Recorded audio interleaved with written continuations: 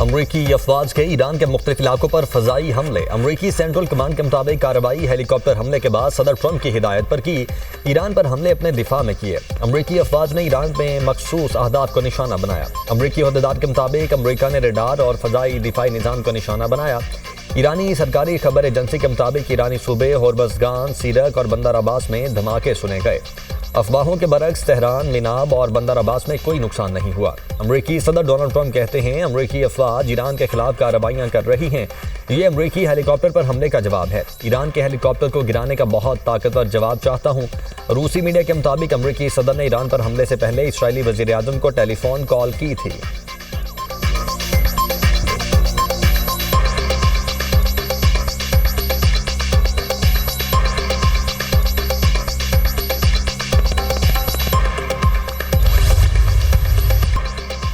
Iran ने हमलों के जवाब में खित्ते में अमरीकी अड्डों को निशाने पर ले लिया। पासदारान इनकलाब का कहना है खित्ते में बाज अमरीकी अड्डों को निशाना बनाया। बहरीन में मौजूद अमरीकी 5th फ्लीट पर ड्रोन हमला किया गया। उर्दन में अमरीकी अल अजहर फौजी अड्डे पर मिसाइल हमला किया। अल अजहर अड्डे पर 4 अहदाफ को निशाना बनाया। F-35 हैंगर्स और कमांड एंड कंट्रोल सेंटर शामिल। हमले में तवील फासले तक मार करने वाले मिसाइल इस्तेमाल किए। कार्रवाई जनूबी ईरान में अमरीकी जारहियत के जवाब में की गई। अमरीकी हमलों से सीरक से टेलीफोनिक कम्युनिकेशन टावर को नुकसान पहुंचा। हमलों में 2 वाटर टैंक भी तबाह हुए। अमरीकी जारहियत बरकरार रही तो मज़ीद सख्त जवाब दिया जाएगा।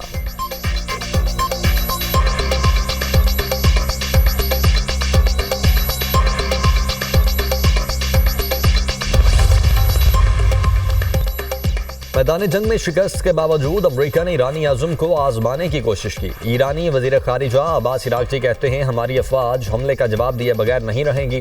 खलीज फ़ारिस की तारीख मुदाखिलत के इबरतनाक अंजाम से भरी पड़ी है। महफूज रहना चाहते हो तो हमारा खित्ता छोड़ दो। मौजूदा सूरत हाल में किसी भी मुमकिन हमले का भरपूर जवाब दिया जाएगा।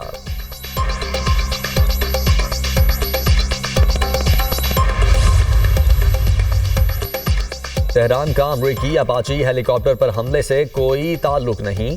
ईरान के नायब वज़ीर ख़ारिजा काज़िम गरीब आबादी की अल जज़ीरा से गुफ्तगू। कहा ईरान की जानिब से अमरीकी हेलीकॉप्टर को जानबूझकर निशाना नहीं बनाया गया। आबनाए होर्मुज़ की कशीदा सूरत हाल में ऐसे वाक़यात गैर इरादी तौर पर पेश आ सकते हैं। मौजूदा सिक्योरिटी और अस्करी तनाव के माहौल में गलत फहमियों या गैर मुतवक्के वाक़यात के इम्कानात बढ़ जाते हैं। दूसरी जानिब ईरानी सरकारी मीडिया का कहना है फ़ौजी ज़राए के मुताबिक आबनाए होर्मुज़ में 24 घंटों के दौरान कोई फ़ज़ाई कार्रवाई नहीं की गई।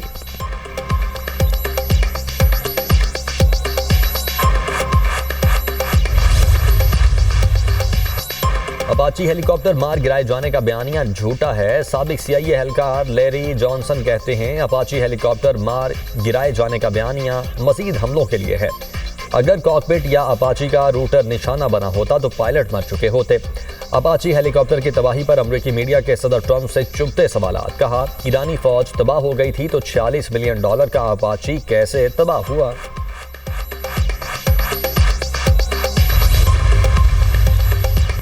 ईरान पर हमलों के बावजूद डील पर असर नहीं हुआ। व्हाइट हाउस ओहदेदार के मुताबिक डील के मामले पर अभी कुछ नहीं बदला। ईरान से डील अब भी करीब है। अमरीकी नायब सदर JD वेंस कहते हैं ईरान से डील अगले हफ्ते मुमकिन है। ऐसा भी हो सकता है इसमें कई माह लग जाएं। सदर डोनाल्ड ट्रंप ने ईरान से मुआहदे पर 2 से 3 दिन में दस्तखत का इम्कान जाहिर किया था।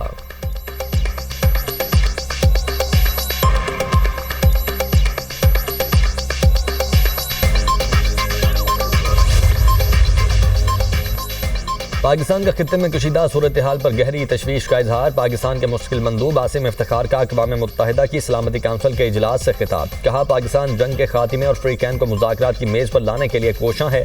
फ्रीकैन से अपील करते हैं कि वो तहम्मुल का मुजाहिरा करें और अमन को एक और मौका दें। पाकिस्तान ईरानी जौहरी मामले समेत तमाम तस्फिया तलब मसाइल का पुरअमन हल चाहता है। सिफारती रवाबित और मुसलसल मुकालमे से ही मुतनाज़ा उमूर का हल तलाश किया जाए।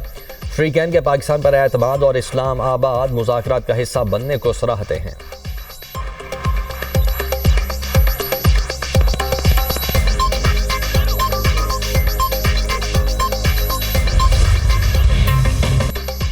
कौमी असम्बली और सेनेट के इजलास आज होंगे। वाने बाला का इजलास 4 बजे और कौमी असम्बली का इजलास 5 बजे होगा। ज़राए के मुताबिक बजट मंजूरी के तमाम मराहिल एक हफ्ते में मुकम्मल करने का फैसला किया गया है।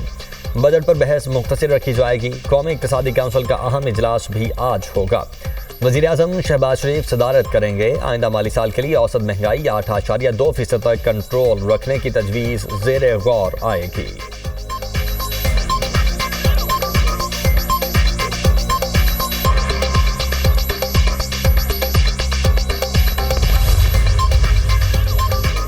गिलगित बल्तिस्तान में सिंगल लार्जेस्ट पार्टी ही हुकूमत बनाएगी। बिलावल भुट्टो और इसहाक डार में इत्तेफाक। नायब वज़ीर-ए-आज़म इसहाक डार का चेयरमैन पीपल्स पार्टी बिलावल भुट्टो जरदारी से राब्ता। इसहाक डार ने बिलावल भुट्टो को गिलगित बल्तिस्तान इंतखाबात में कामयाबी पर मुबारकबाद दी।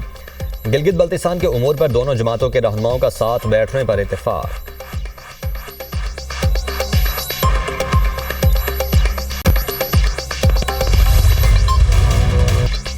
फील्ड मार्शल सैयद आसिम मुनीर से बहरीन नेशनल गार्ड के कमांडर जनरल शेख मोहम्मद बिन ईसा की मुलाकात। बाहमी दिलचस्पी के उमूर और इलाकाई सलामती की सूरत हाल पर तबादला ख्याल। दो तरफा दिफाई और सिक्योरिटी ताउन बढ़ाने पर बातचीत। पाकिस्तान और बहरीन के दरमियान दरीना बुरादराना ताल्लुकात पर इत्मीनान का इजहार। मिलिट्री टू मिलिट्री ताउन को मजीद मजबूत बनाने की अहमियत पर जोर। फील्ड मार्शल से लेबनान के आर्मी चीफ की भी मुलाकात। खित्ते की सिक्योरिटी सूरत हाल और दिफाई ताउन के उमूर पर गुफ्तगू। दो तरफा अस्करी ताउन बढ़ाने पर बातचीत। तरबियती ताउन और इदारा जाती रवाबित को फ़रोग देने पर इत्तेफाक। फील्ड मार्शल का लेबनान से दरीना ताल्लुकात की अहमियत पर जोर। कहा पाक आर्मी दिफाई ताउन के फ़रोग के लिए पुरज़्म है। लेबनानी आर्मी चीफ ने इलाकाई अमन इस्तेहकाम के लिए पाक फ़ौज के किरदार की तारीफ की। कमांडर बहरीन नेशनल गार्ड की नेवल चीफ और एयर चीफ से भी अलग अलग मुलाकातें। दो तरफा दिफाई ताउन और इलाकाई सलामती पर गुफ्तगू। एयर चीफ ने पाक फ़ज़ाइया की जिद्दतकारी के लिए कोशिशों पर रोशनी डाली। बहरीनी कमांडर का तरबियत, जदीद टेक्नोलॉजी और इस्तिदाद कार में मज़ीद ताउन में दिलचस्पी का इजहार।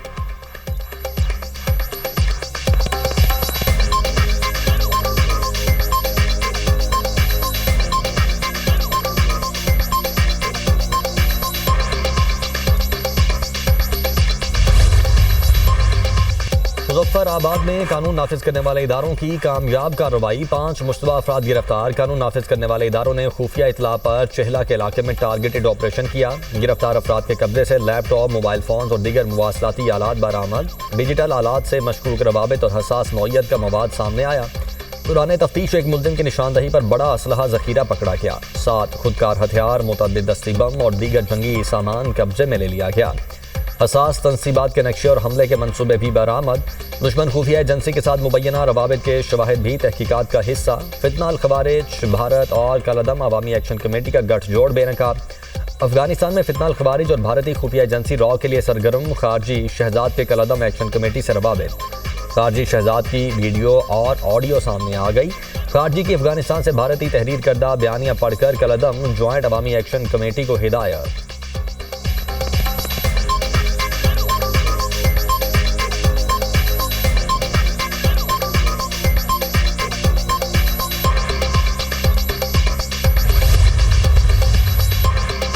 इख्तिलाफी मसाइल को अवाम की अदालत में ले जाना जमहूरी सोच है। जो कत्लो गारत के जरिए अपनी राय और सोच मुसल्लत करना चाहते हैं, उनके मकासद कुछ और हैं। वज़ीर दिफा ख्वाजा आसिफ का एक्स पर बयान। कहा पुलिस हमले को शहीद किया गया और लाशों की बेहुरमती की गई। वाज़ेह हो गया ये अनासर इंतखाबात का रास्ता नहीं इख्तियार करना चाहते। अगर कोई कानून से मावरा रियासत मुखालिफ एजेंडा मुसल्लत करना चाहता है तो रियासत पूरी कुव्वत के साथ कानून का नफाज करेगी। रियासत कश्मीरी अवाम को अपनी राय का आज़ादाना इस्तेमाल करने का मौका देगी।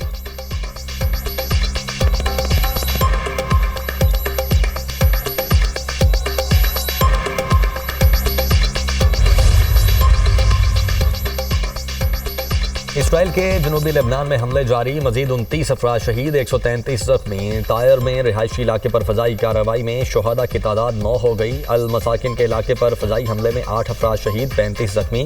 जिला सूर पर इसराइली फजाई हमले में 3 लोग शहीद हो गए। लेबनानी हुकाम के मुताबिक इमदादी टीमें मुतासरा इलाकों में मलबा हटाने और जख्मियों को तिबी इमदाद फराहम करने में मसरूफ हैं। दूसरी जानिब हिजबुल्लाह ने अल बियादा के करीब इसराइली फौज पर रॉकेट हमले का दावा किया है।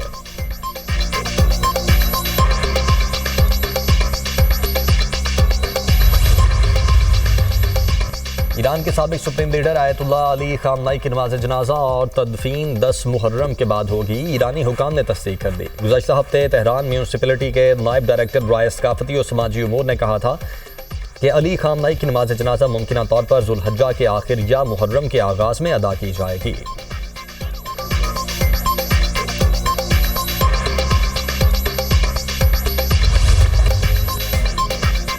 आलमी मंडी में खाम तेल की कीमतों में इजाफा। बरतानवी खाम तेल $92 फी बैरल में फरोख्त। अमरीकी खाम तेल की कीमत $88 फी बैरल हो गई।